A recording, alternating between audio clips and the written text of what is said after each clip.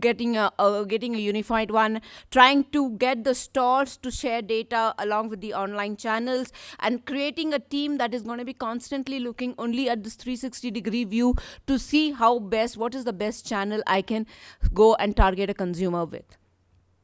I guess I'm almost at the end of this, Arjun. I have 5 minutes, then I'll probably take questions because I do have a couple of case studies, but very sorry to say, I don't have any idea about these. Yeah, so I am not gonna risk, talking about them and putting my foot in the mouth. But I could probably open up for questions, or you could give me your views on what you think and anything else. I have actually a lot of questions. We were talking about customers and then customer churns and only focusing on the customers which we want and only on the segments of products or everything what we want to sell to the customer. Okay. Now, if I debate on that one, that your churn could be because that you are unable to understand the behavior of your existing customer who just left you. My point is, like, Apple had that ecosystem, or another example of Nokia losing out, Samsung trying to cover it. But overall, if you see, you just, or we just don't understand what is the trend that is happening. We are focusing on things which we really want to think. So, from the analytics and the insight part of it, from the engineering part of it, I'm not a management person. So, from the engineering part of it, there are two types of insights which I understand. An insight which I'm already aware of, and that's what we are focusing on all of these customer analytics. Another which I'm unaware of, the new trends. Question to you is, how much of these market analysis or customer analytics goes back into the product side of it? How much we try to do some disruptive innovation, enhancing our products, rather than giving, n by n probability and I get you. combinations of offers. So I think that feedback loop is there. Okay, now if something is drastically wrong with my product, or there is a particular reason why I'm having people leave the product, obviously there is market research, and to tell me why that is happening, and that feedback loop definitely goes back to my manufacturing facility to say that these are and I think today you have sites like mouthshut.com, or you have people in these technologies who actually look at a product, review it, and give their thoughts, and we follow them. Now, for example, I'm going to give you an example of something we did in the medical field. Right now, the pharma companies are coming out with medicines, and they need doctors to endorse them. And what used to happen is they used to go to, say, 10 doctors for getting the endorsement, and probably 2 will endorse it, and 2 is not enough for them to get that kind of a business that they want.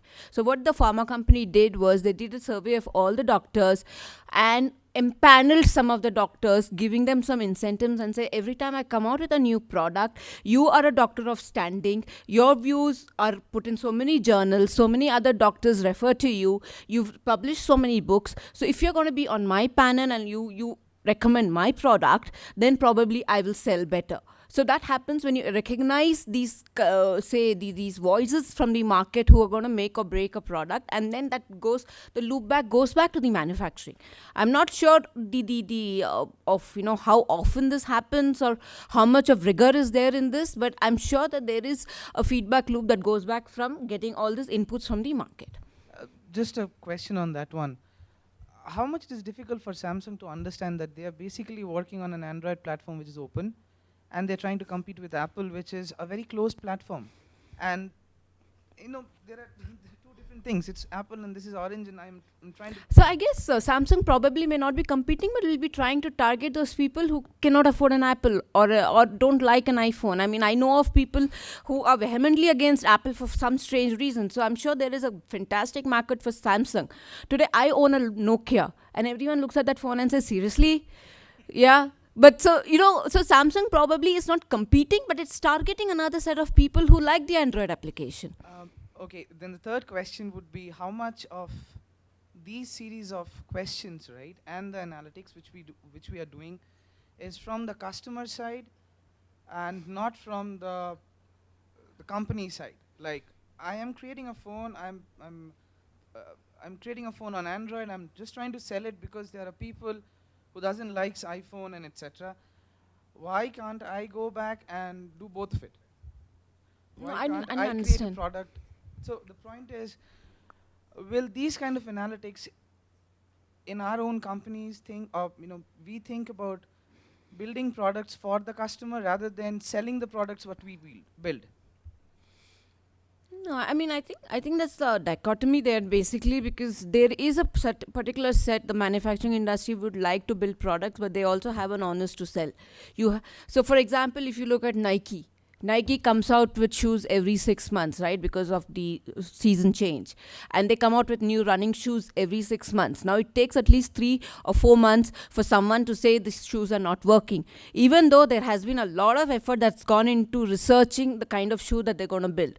So, you cannot stop that chain because I'm going to build products only that will sell. You have to take that risk and say that I'm building products based on these inputs given to me. And these are the specialists who have endorsed my product, and my product is going to do very well. But when you hit the market, the scenario could be different. But that doesn't mean that you don't push for the sale. Thank you. Thank you. Unfortunately, information in this area is quite regulated and quite,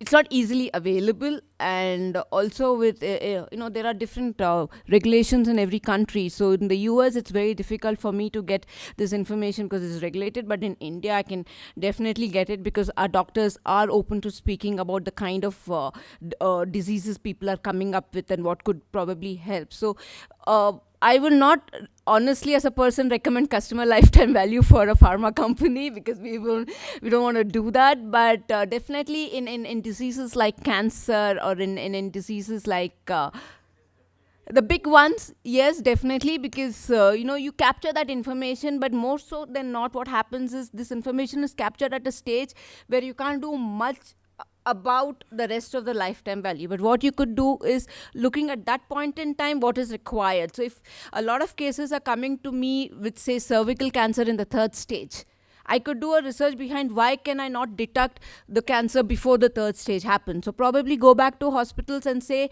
that probably put this test in the under 40 category for women so that you detect it before it comes.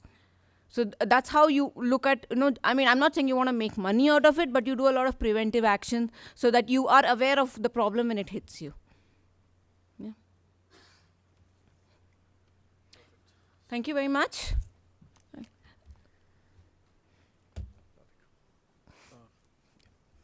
Many thanks, Narayani.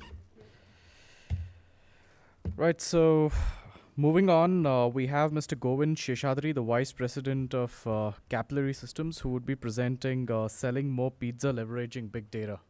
Can we have you here, sir? Thanks for being here. Let me get to the start.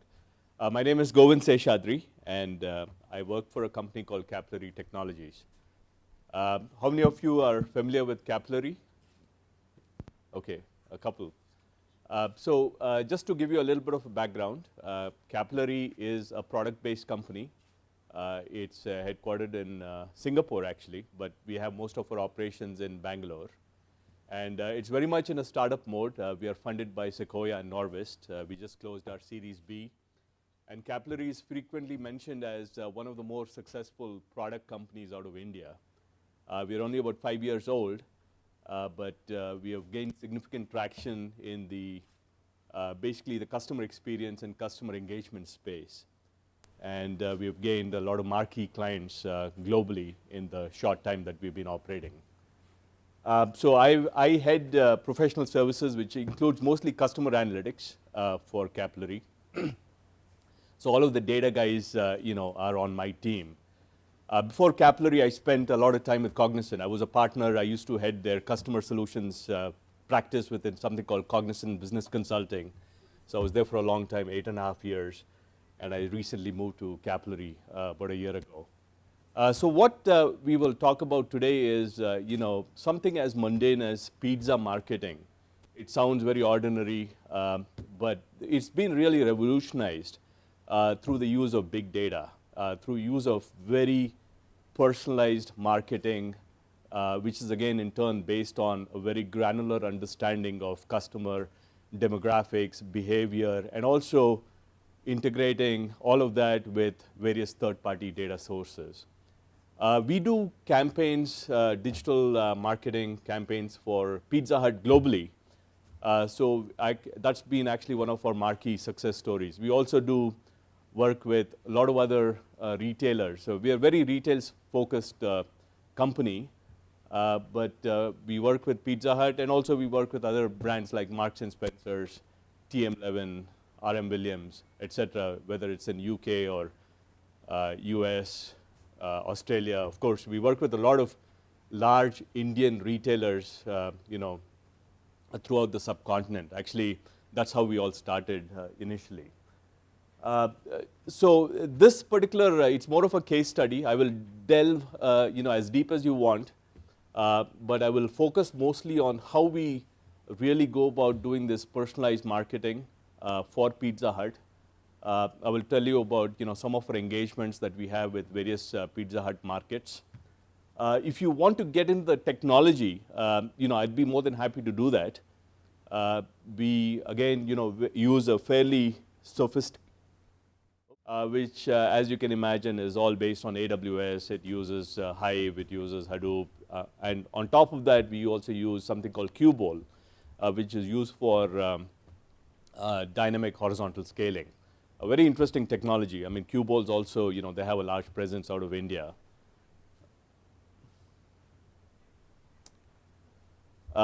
So I can tell you, maybe later on about the technology stack and how all of this is enabled from a technical sense.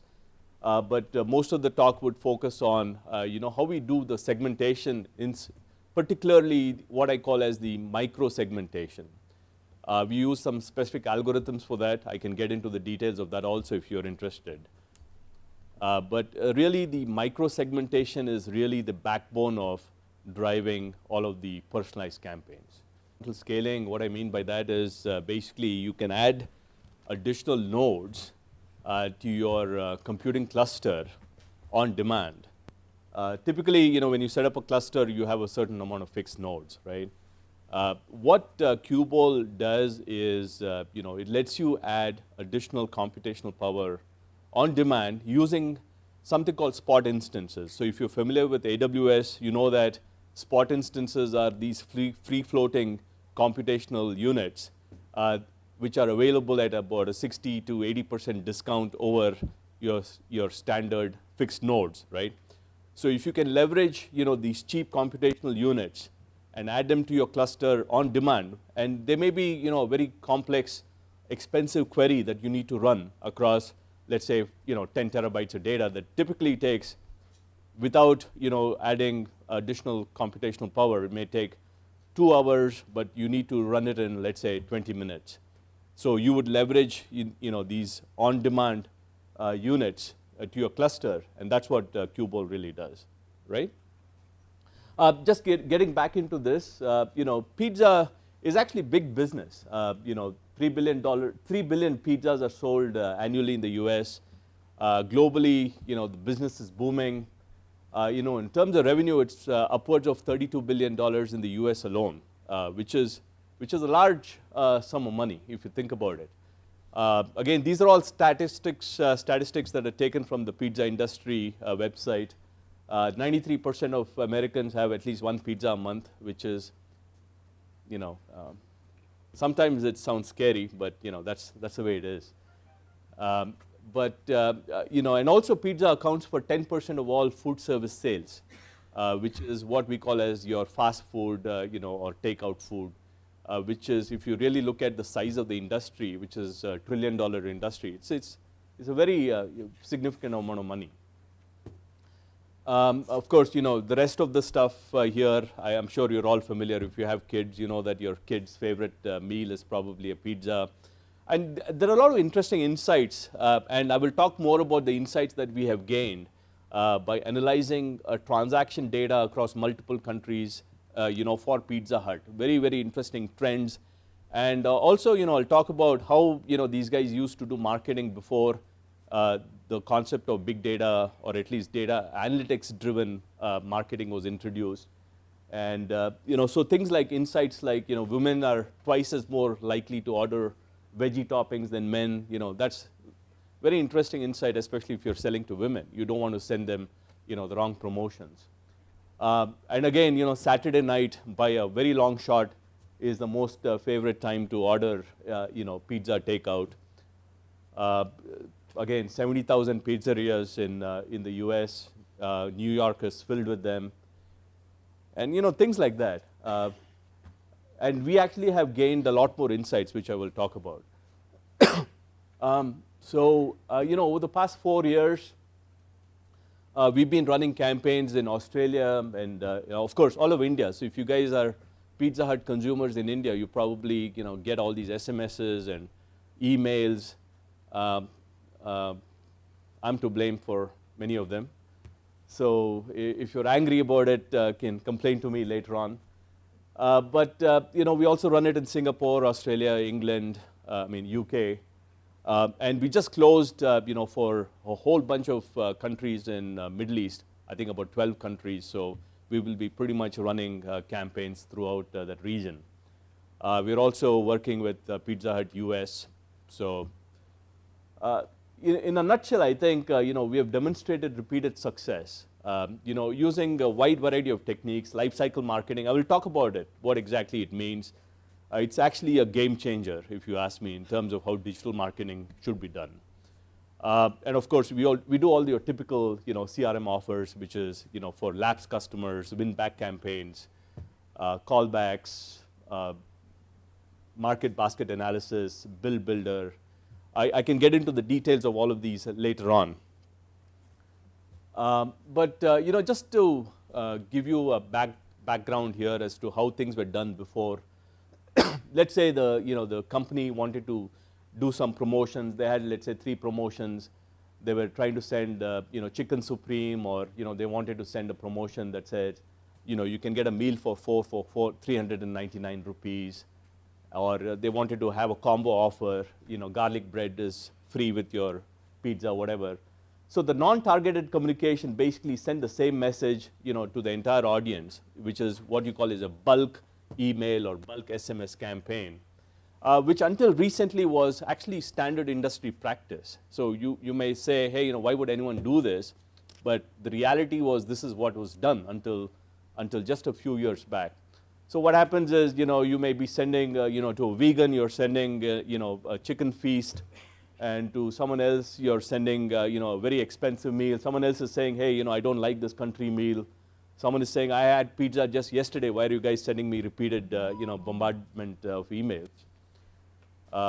And someone is saying, meal for 4, I stay alone. And maybe one guy is saying, yeah, that's nice. So basically, when you do a mass email, it's very unlikely that you're actually able to have your message resonate with the right audience. So if you look at the evolutionary curve, mass email is somewhere in the Neanderthal stage, if you will. The next best thing is you start understanding customer behavioral patterns and start using that as a basic segmentation technique. And the next evolutionary step after that is you understand customer taste preferences. So someone is vegetarian, someone is non-vegetarian, someone likes Indian flavor, someone likes something else, those sort of things. So one is behavioral segments, which is when does the person want to shop, how does he buy the pizza, is he buying for himself, is he buying for his family, is he buying for parties, etc., etc. So that's the behavior. Taste is, like I said.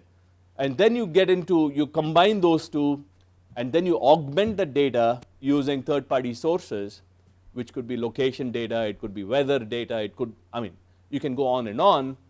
Then you develop the micro segments. We have, just to give you some perspective, we have like 20,000 micro segments for Pizza Hut alone. And I will talk about what those micro segments are and how we leverage that to do very, very, very personalized targeting. And then even after the micro segments, then you talk about your life cycle marketing, which, like I said, is the game changer, right? So you integrate all of this. So for instance, taste segments, you want to understand the pizza type, the combos, what toppings that person prefers. In the behavior, like I said, how much does he typically spend? Does he have a preference for going for discounts every time? You know, what is his LTV, for instance? What is the frequency of the visits? Life cycle, you know, you want to basically differentiate between your type of customer. So for the high loyal, you have a different messaging. For a follower who's just understanding, you know, what new pizzas you're coming up with, you will have a different messaging. For someone who's just buying one time and then doesn't come back for, let's say, 3 months, you have a different kind of messaging. And also, of course, seasonal, because these sort of pizza at least is a very seasonal, you know, product. You certainly see spikes during World Cups, during you know, the single biggest day for pizza consumption globally is actually when you have the Super Bowl, right? So Super Bowl Sunday is by far the single biggest day for consumption of pizza globally. Then the next biggest day, what are the other 3 days? Okay, then you have Thanksgiving Day, then you have New Year's Day. You know, so there are certain days within the year where you actually see these spikes. In India, again, you know, we see spikes during your IPL season. Now we are preparing for the whole